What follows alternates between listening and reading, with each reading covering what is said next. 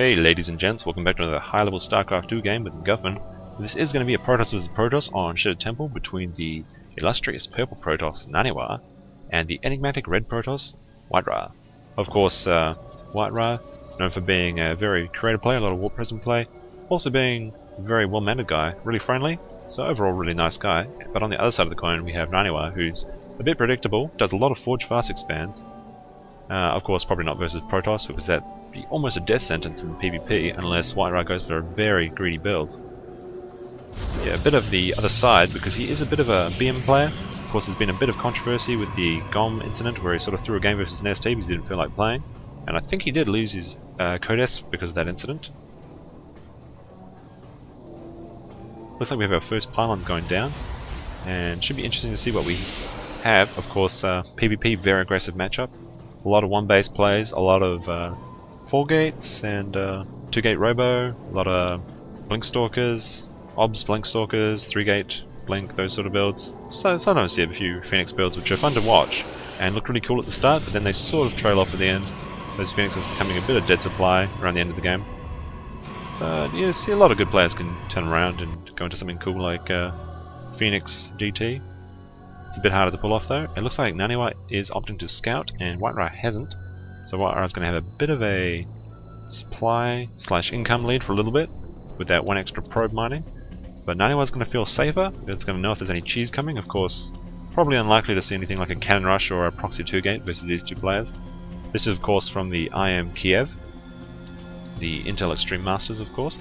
And it looks like Naniwa is going to scout into close air and he backs out after looking at the Shroud. And that's because if you scout the Shroud just around this mineral patch, you can see it glowing, like when it's being mining, and that actually tips you off if it's being mined and if the player is there. So you don't actually have to go all the way in, and the advantage of that is that you can scout, and the player doesn't know that they've been scouted, so you have the slight intel lead. Looks like WhiteRa is now scouting around 19 supply, and it looks like Naniwa is skipping a Zealot, so it's interesting. So WhiteRa is going to have a bit of a supply lead, but it's also going to cost him a bit of minerals. And this could signify that Naniwa is going to go for a heavy Stalker build. Could just be he doesn't like the Zealot. Of course, if you get out a Stalker and a Zealot, the Zealot's almost useless because it won't be able to catch a Stalker in the early game unless the Stalker count it's just not well controlled or anything. WhiteRa does have that first Zealot out now though, and he is chasing the probe, and this is sort of why I think Naniwa opted to not get the Zealot, just because it can't really catch anything at the start. It does force the player to move around though, and not just move their stalkers. Now WhiteRa being good and scouting his base for proxies. And WhiteRa is now inside Naniwa's base, and the first stalker is almost out for Naniwa. Coming out about the same time as WhiteRa's stalker, so skipping that Zealot didn't send him back too far, and this is going to force WhiteRa out of the base. And Naniwa getting a second guess now as well. WhiteRa is just finishing up, and looks like 2-gate for Naniwa, and doesn't look like we have a second warp gate coming up for WhiteRa at all. So it's going to be a 1-gate robo, so a bit of a interesting build. Usually you see 2-gate robo, it's a bit safer. Of course Naniwa can pump out of these 2 gateways, and if he notices that WhiteRa has skipped a gateway, we do see that second gateway is now coming down, but almost the robo is halfway done. And Naniwa has put a proxy pile in this position, and this is interesting because he's also got a Twilight Council, so it shows that he wants to be aggressive. He could also be going to some sort of DT tech, although probably going to be blink stalkers. A bit closer. He is throwing down 2 pylons here to try and get in the ramp. The WhiteRa is controlling the ramp, and this shows that he wants to obviously warp up the ramp. And this is sort of interesting because this is what you do if you were doing a hardcore 4-gate. Of course, he's only got that 1-gate lead.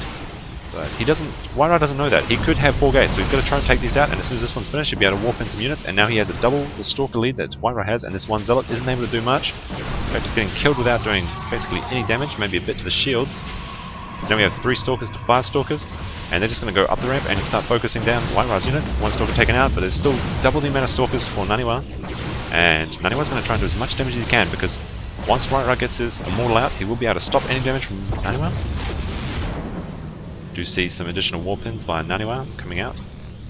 And now the Stalker count has evened out, although we have 2 Zealots from Naniwa, but this Immortal is going to change the tides. Of course, Stalkers do about 14 damage versus ground units, and Immortals do 50 versus armored, so it's quite a big difference. It's going to be able to take out that pylon before an additional round of warp-ins come in. Naniwa has started Blink, And even though the Stalker count is now even again, this Immortal is going to chase away these Blink Stalkers. Well, not quite Blink Stalkers yet, but they will be shortly. 2 additional Stalkers warping in for Naniwa and heading back to base. Looks like WhiteRa is sending out a probe, so it looks like he's seen he has an advantage and he is going to expand. I would imagine any moment now. He does have a bit of supply lead. And he has a superior army type. However, depending on how Naniwa reacts to this, he could get out a lot of Blink Stalkers and then start going to his own Robotech or something else. And that would give him the tech advantage. WhiteRa continuing to build Immortals. Blink just about finished for Naniwa, and Naniwa continuing to hold the middle. And of course, with this amount of Stalkers, he can hold the middle. He can also go in and poke, and he can blink out if he gets in trouble. Naniwa deciding to expand as well, although he is a bit behind WhiteRa. Supply's about 9 down. Pretty much the same probe count at the moment, so should be interesting to see. It looks like Naniwa's going in for another attack. And with these 2 Immortals on this ramp, it's going to be so hard. He does blink over and gets that 1 probe by WhiteRa. He's going to be so careful with these 2 combined Immortals, he can't blink away from the damage. And they do 100 damage every time they attack. There goes 1 Stalker. And it looks like he's going back. He might blink in and try and take out a few sentries, then blink out. Takes out 1 sentry and blinks out, but he lost his Stalker for it. And that's just, yeah, it's not really a good exchange. It does keep this sentry count down a bit, but seems like a bit of a bad move. It looks like he's going back into base, and Naniwa is responding by getting his own Robobay. So if WhiteRa doesn't be careful, because they're both expanded, he could start to get into the tech deficient without having the blink as well. So Naniwa could just wait till he's got a bit more Stalkers and a couple of Immortals to equal WhiteRa's count, and then just sort of go in. To have the obs going out for Naniwa. Nani continuing to hold the middle and leaving 1 Stalker behind, so he's got that watchtower. A couple of Zealots and Sentries behind, and he is now getting his Robotech as well. WhiteRa does have that Observer though, so we'll be able to see that the army's coming, although Naniwa does blink out before losing any units. And WhiteRa is starting to get into a really big lead. He is almost up 20 supply. He's hiding half his army in his base, and that's because, for all he knows, Naniwa could have a Observer on the side, and he could walk in, blink in, and try and take some damage, then blink out.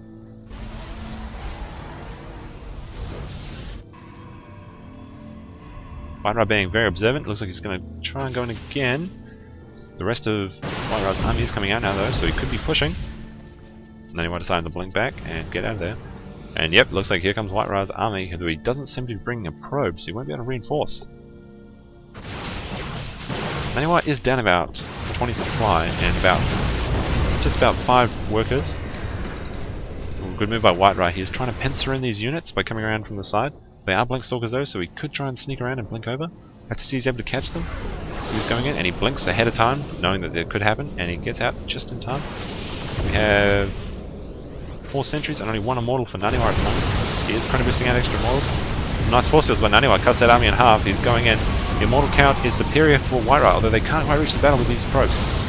Are now entering the field, and they are blocking the attacks from units. WhiteRa still has 4 Immortals to 2 Immortals, but he is focusing down the Stalkers, it looks like. And these Immortals are not taking any damage. That means that WhiteRa has lost 2 Immortals. He's going to lose his 4th Immortal, and there's only 1 Immortal left. Looks like he was trying to focus down those Stalkers, and unfortunately WhiteRa loses his entire army and all his Immortals. And see, that actually puts Naniwa into an Immortal lead, and he also has the superior positioning in the pylons, so he'll be able to attack faster. And when these 2 Immortals join the battle, he's going to be really bad news for WhiteRa. He did have the army advantage initially, but now he has a army deficient and also a tech deficient. So it's going to be really bad for WhiteRa. He is getting, looks like 4 more gateways, but they're not going to be operational for a while. Naniwa is down about 20 probes, so he has to win with this engagement. And looks like he really can do it. I mean, he's got a huge amount of Blink Stalkers. He's got more Immortals. And I don't think that there's any way that WhiteRa can come out of this. He is pulling his probes instead of fighting with them. Of course, wouldn't make much difference in this situation, I think. It looks like he is getting the ramp, so he's not going to be able to reinforce. Force fielding a few of his units away. Looks like this Stalker and Zealot are going to go down. Those 2 Stalkers are coming out. He's got to be careful. WhiteRa now has 2 Immortals, but they blink in, and they're going to take out that Immortal. The Hardened Shields go down almost instantly. This Immortal running out of Hardened Shields as well, and that's going to cinch the game for Naniwa, I'm afraid. Blinks in, takes in those 3 Blink Stalkers, and there is no way that WhiteRa can come back for this. WhiteRa throwing up the GG, well played, and that's going to take the game for Naniwa. So, good game for Naniwa. Unfortunately, WhiteRa had a bit of an advantage, but he sort of got a bit greedy, came out, and lost some good force fields. Anyway, well played by both players, and thanks for watching, and see you next time.